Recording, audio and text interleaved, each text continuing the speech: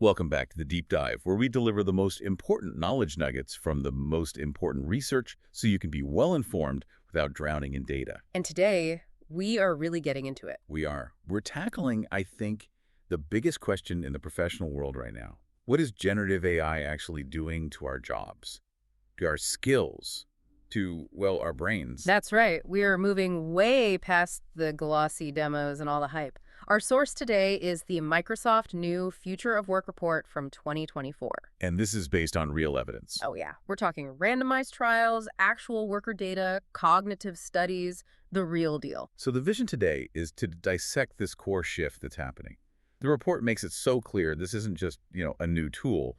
It's fundamentally redefining how computing supports work. Purposeful, persistent, collaborative work. And that redefinition, it starts with the very nature of knowledge itself. What do you mean by that? Well, for the last, few decades, the main knowledge artifact was the document. The file, the report, the spreadsheet. It was static. You could search for it. Yeah, exactly. But that is changing completely. Now, knowledge is being generated through conversation. Human conversation and AI conversation. And these texts, these very fluid generative things, they then get reused by the AI systems to what they call grounding interactions. So it's like corporate memories becoming less about archived files. And more about this continuous generative dialogue. The knowledge is fluid, it's almost ephemeral, and it's based on how the AI uses past conversations to shape the next prompt. It's knowledge built on dialogue, not on static text. That's fascinating. It's a foundational change. Okay, so let's jump into the evidence everyone wants to see, the productivity payoff. The report gives us some of the first real-world data on this, right? Absolutely. The randomized controlled trials, they involved over 6,000 employees, and the results are solid. What do they find? Workers produced 10% more documents. And, this is critical, they got through email more efficiently. They read 11% fewer emails. Which translated to what in terms of time? A 4% reduction in time spent on email. Okay, so 4% is measurable, it's real. But this is where it gets really interesting for me. The psychological side of it. Right. The research said that employees often perceived their time savings to be much greater than was actually measured. Why would that be? That suggests the true benefit right now might be cognitive, not just about the clock. If the AI handles the drudgery, the rote phrasing, that first draft, the initial email sorting, it just reduces the cognitive effort, the friction it takes to get a task done. So it feels easier. It feels way easier. That reduced effort translates directly into a feeling of being more efficient, maybe even enjoying it more. So you feel like you saved an hour, even if you only saved, say, 20 minutes, because those 20 minutes were just less painful. That makes perfect sense. The emotional cost of work goes down. But we have to note, this productivity boost, it's not uniform, is it? It really depends on your skill level to start with. This is a critical finding. The idea of AI as an equalizer, at least for some tasks, it disproportionately boosts the productivity of lower-skilled or less experienced workers. Okay, give us an example. The report looked at customer service agents. The low-skilled group saw a massive 34% increase in issues resolved per hour when they had AI assistance. 34%. Yeah. That's transformative for that group. It basically closes the skill gap for those routine service-type jobs. But what about the experienced workers? A minimal increase. The expert already had all the cognitive shortcuts and the knowledge that the AI was providing to the novice. So it helps the novice catch up to the expert. Exactly. We saw a similar thing with developers using GitHub Copilot. That led to a 26% increase in successfully completed pull requests. And it wasn't just about speed, was it? It was about what they focused on. Right. The developers reported spending less time on the repetitive stuff, the maintenance tasks, and more time on the core coding challenges. More fun work, as one study called it. Less of the boilerplate. Which really shows you the value proposition right now. It's about offloading the drudgery to free up human brain power for more complex things. But wait, you mentioned the skill gap closes for customer service, but look at the data on entrepreneurs. That gap actually got wider. Yes, that's a fascinating reversal. High-performing entrepreneurs, their profits went up by about 15% with AI. But the low performers, their profits actually decreased by 8%. Why? Why does it amplify the competence gap there? That's the million-dollar question. I think the key difference is the nature of the task. Customer service is optimizing a known process. there are right answers. Entrepreneurship is the opposite. It's all undefined. It requires strategic judgment, market knowledge, knowing which questions to even ask the AI. Low performers might just use AI to generate ideas that sound plausible but are, fundamentally flawed. They don't have the critical judgment to vet the output. So, in high-stakes, undefined tasks, your existing strategic aptitude gets amplified, not augmented. So AI doesn't give you good judgment. It just helps you execute your existing judgment, whether it's good or bad. Precisely. That's a huge takeaway. And if we step back and look at the macro view, the whole economy, we probably need to manage our expectations. Definitely. We tend to expect this immediate, explosive growth. But history shows us that big technologies like electricity or the internet, they follow the classic J curve. Right, the J curve. Can you just quickly unpack that for us? Sure. It just means the initial productivity gains are modest, sometimes even negative, because companies are investing so much and they haven't figured out how to use the new tech properly.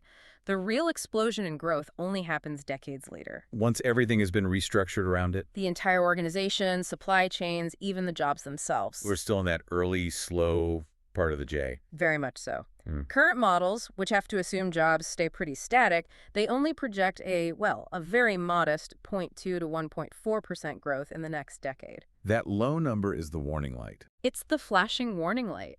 It tells us that these individual gains we're seeing right now, that's just the warm-up. The real substantial gains will only come when firms restructure entire workflows and create totally new kinds of jobs. You have to redesign the whole factory, not just give one worker a better screwdriver. I did, exactly. Which is a perfect transition, because if we're going to redesign the factory, we need to talk about the cognitive trade-offs. And this is where the research gets really thought-provoking. This is where it gets a little scary. The first major risk is what they call the confidence trap. We found that AI can disproportionately inflate your self-confidence, especially if you have lower expertise to begin with. The classic Dunning-Kruger effect, but amplified by the tool. It leads directly to an illusion of competence. The sources point to students learning to code. Right. A novice prompts the AI, gets working code, and feels like a genius because it worked. But they haven't built the mental model to understand why it works or how to fix it when it breaks. The competence is totally external to them. So the AI masks the knowledge gap instead of helping to bridge it. And that ties directly into the next risk, which is homogenization, or what they call mechanized convergence. Mechanized convergence, what does that look like? Well, because these models are trained on a massive shared data set, their solutions tend to drift toward a high-quality average. So if everyone in a consulting firm uses the same AI to generate reports, the diversity of those reports just shrinks dramatically. At the group level, everything starts to look and sound the same. you're all converging on the statistical mean. Exactly. And the profound risk there is skill erosion. If the AI output is good enough, no obvious errors, users tend to accept it. And if you just keep accepting. Then you stop exercising the human skills required for deep critique, for originality, for lateral thinking, and those skills can atrophy. Which brings us to this huge tension.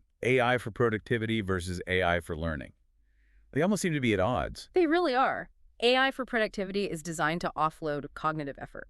To summarize, to draft, to streamline, that's great for an expert. But learning requires cognitive effort. It requires friction.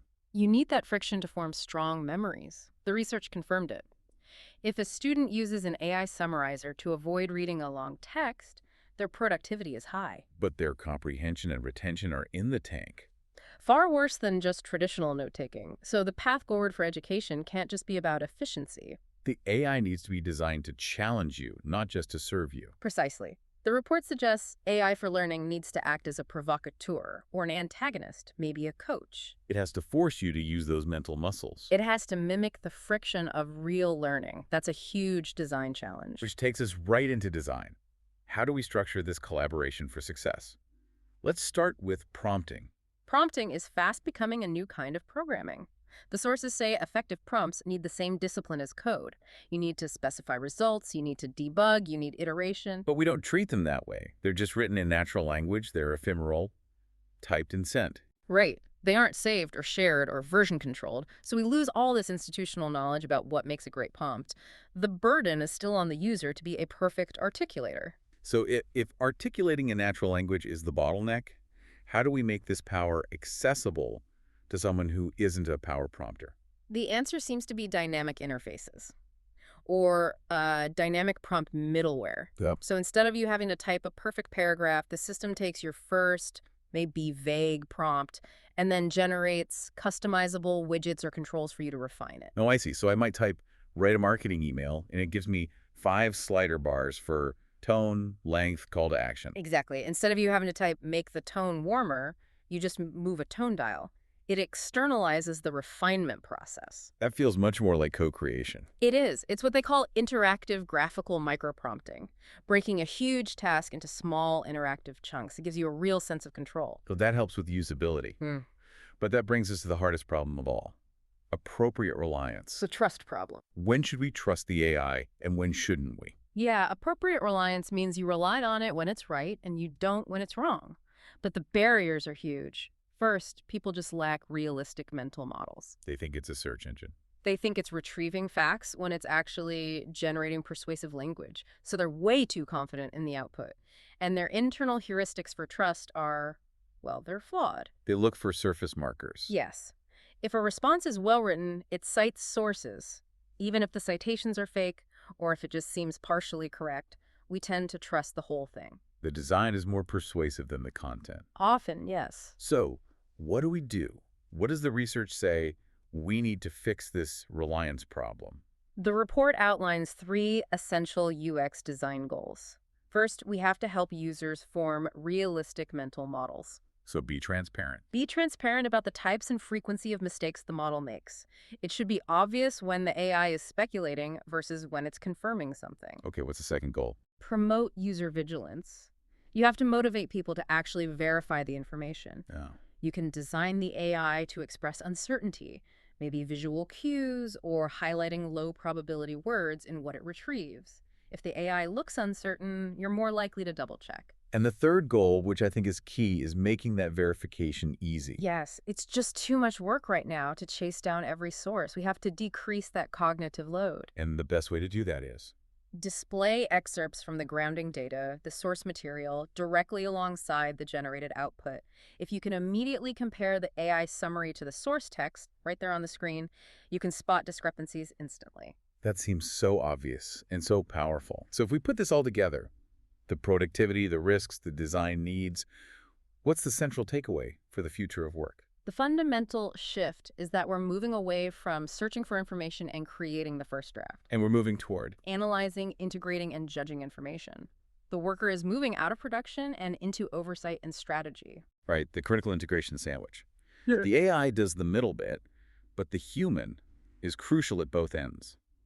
The input with the prompt and the plan, and the output with the analysis and integration. Exactly. Which means the most valuable human skills will increasingly be things like critical analysis, strategic judgment, leadership, emotional intelligence. And human-to-human skills, not the human-to-machine skills. That's it. That brings us to our final provocative thought, and it's maybe the most important long-term idea in the entire report, this concept of discursive closure. This is so key. It really addresses the anxiety a lot of people feel. The path of AI often feels like, well, like technological determinism, an inevitable machine path we're all just forced to adapt to. Like we're just reading a history book that hasn't been written yet, but the ending is already decided. Precisely. But the report argues we have to actively avoid this discursive closure, this premature solidification of what AI is and what it can become. Because it's still so new. It's still so new. It possesses what they call a strategic vagueness.